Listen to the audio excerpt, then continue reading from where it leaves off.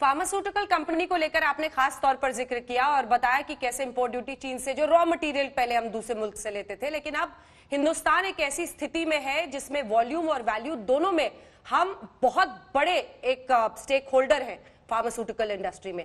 और अब वैक्सीन बनाने के लिए भी देश के अंदर बहुत पहल हो रही है और कई जगहों पर, पुणे आप ही के महाराष्ट्र में, वहां पर भी कई जगह ऐसे जो अदर पूनावाला है ऑक्सफोर्ड के साथ उनकी बातचीत चल रही है और भी कई सारी ऐसी कंपनियां हैं। आपको लगता है कि ये भी एक बहुत बड़ी उपलब्धि हो सकती है अगर हम सफल हो गए? और इस बारे में अगर आप कोई जानकारी दें जो अभी प्रोग्रेस है।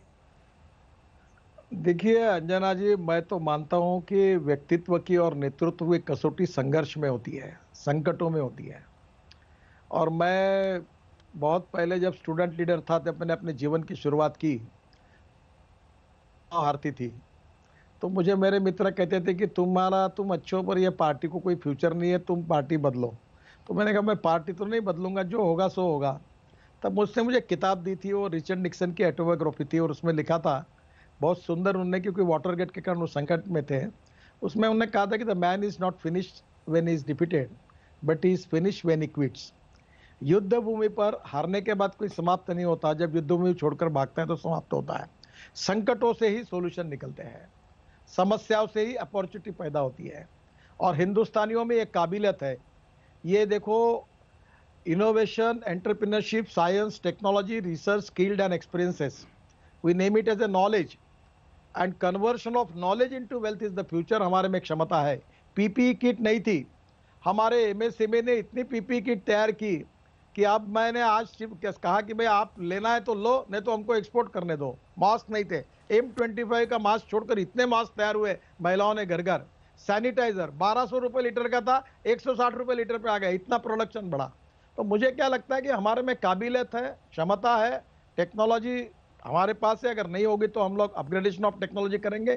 कैपिटल हमारे सरकार ने बहुत दिया है, 20 लाख करोड़ के पैकेज में 3 लाख करोड़ अभी दिया है। इसके बाद भी कम पड़ा तो फॉरेन कैपिटल लाएंगे, हम आगे जाएंगे, हम कामयाब होंगे, हम जीतेंगे, कोरोना की भी लड़ाई जीतेंगे और आर्थिक लड़ाई भी जीतेंगे। और इससे बाहर आकर निश्चित रूप से हम एक हमारे गति से आगे दौड़ेंगे। यही आत्मविश्वास निर्माण करना देश की आवश्यकता है।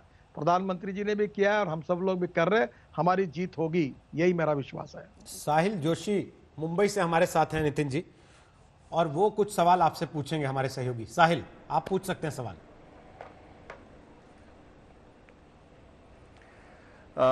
देखिए नितिन जी, आपने कई सारी बातें इसमें कही है, लेकिन खास करके जो मुझे सवाल पूछना था दरअसल राज्यों को लेकर, लेकिन रोहित ने पहले से ही इसके बारे में सवाल छेड़ दिया है तो उसके बारे में मैं थोड़ी देर के बाद आऊंगा।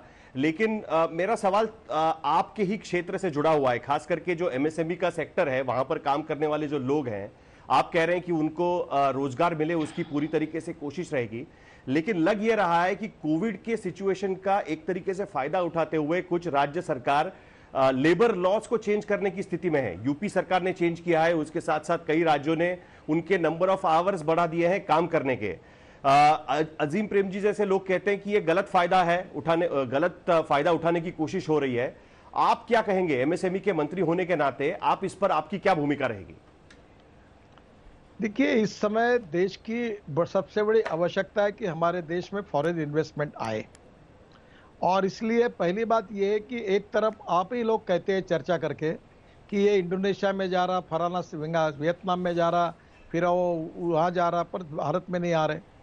अब जो वर्ल्ड में जो इन्वेस्टमेंट आएगी, जो टेक्नोलॉजी आएगी, जो इंडस्ट्री आएगी, उनकी भी अपनी टर्म्स है। अब मुझे बताइए कि जितने इंडस्ट्री आज तक हिंदुस्तान में चल रही है, जो उसके लिए हम कोई लेबर लॉ नहीं बदल रहे, पर इसके बाद में भी अगर एक आधी इंडस्ट्री हमारे देश में नहीं आ रही है तो हम उनको कह रहे हैं कि आपको क्या चाहिए। तो अगर लेबर लॉ दे तो ठीक है भाई, इन्वेस्टमेंट लाओ, हमारे देश के गरीबों को रोजगार दो, आइए। उसके लिए भी हम विचार के 3 राज्यों ने किया है। जिन राज्यों को अपना विकास करना है, अपने युवाओं के लिए रोजगार खड़ा करना है, फॉरेन इन्वेस्टमेंट, फॉरेन टेक्नोलॉजी लानी है, उसके एंसेलरी डेवलप करना है और उससे रोजगार निर्माण करके गरीबी दूर करना है, वो इंडस्ट्री को इन्वाइट करेंगे।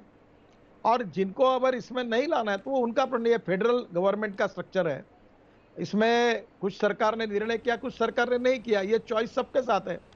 अगर जो socially, economically, educationally backward state है, वहां अगर इंडस्ट्री आनी है तो ये कुछ जगह पर हमको करना पड़ेगा। अब ये एफडीआई हमने डिफेंस के लिए बढ़ा दिया, तो क्या इसका मतलब हम कितना बड़ा इंपोर्ट करते हैं डिफेंस का? कल अगर मेक इन इंडिया हो गया, मेड इन इंडिया हो जाएगा, तो हम लोग इंपोर्ट करने के बजाय एक्सपोर्ट करने वाले होंगे। अब जैसे मैंने राफेल का कहा कि पहले हम जो कुछ विमान बना लेंगे और बाद में वर्ल्ड में जहां जहां फाइटर जेट लगेंगे, टेक्नोलॉजी हमारे पास आएगी, हमारे देश से एक्सपोर्ट होगा। और ये आपने देखा ना कि सुजुकी हमारे यहाँ जापान की आई, मारुति सुजुकी का वह संजय गांधी ने उस समय शुरू किया था, एम्बेसडर फिएट थी, फिर सुजुकी ने आके बाद आज हमारे पास सुजुकी की कितने कारें इंपोर्ट हो रही है। और जो इंपोर्ट कारी हुई है मारुति सुजुकी की, उसके कारण गुड़गांव में कितनी एंसेलरी खोली है, कितने लोगों को रोजगार मिला है।